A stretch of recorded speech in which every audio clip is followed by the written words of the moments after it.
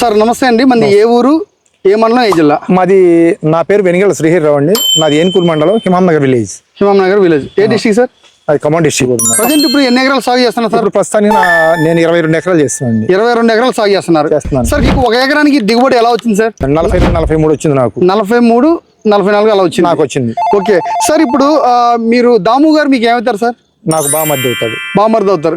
So దాము గారు last year దిగుబడి ఎలా వచ్చింది సార్? 72 టన్నులు వచ్చింది. 72 టన్నులు వచ్చింది. 72 టన్నులు అంటే దేనివల్ల సార్? అంటే మీరు వాడిన ఎరువులు, సారు వాడిన ఎరువులు ఏమైనా తేడా ఉందా? లేకపోతే ఒకటి మేమేమో ఎన్పీకేను యూరియానే వాడాము. పొటాషు, యూరియా, ఎన్పీకే అయ్యే వాడి. నేను అడిగానండి, ఏంటో మరి మన ఇద్దరం ఒకటే టైంలో వేసాము, నీకు బాగా ఇల్డింగ్ వచ్చిందంటే నువ్వేం వేసేసావు, ఫస్ట్ నుంచి ఏం చేసుకుంటా వచ్చావంటే జియాక్సిల్ కమ్ అనేది ఒక ఎరువు తీసుకొచ్చేసాను.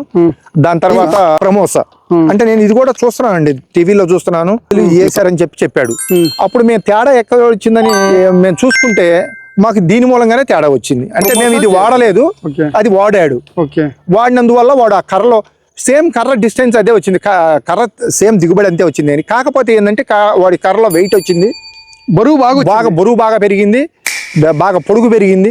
మాది ఒక 7-8 టన్నులు అయితే వాడు 7-8 అడుగులు పెరిగితే వాడు 10 అడుగులు చిల్లర పెరిగింది. 10 అడుగులు పైన. ప్రతి దుబ్బులో వచ్చిన కర్రలు మొత్తం సమానంగా సైజు వచ్చినాయి.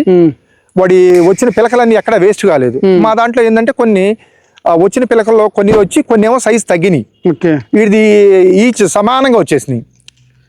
అయితే మంచి కారణం ఏంటంటే ఈ వాడానని చెప్పాడు.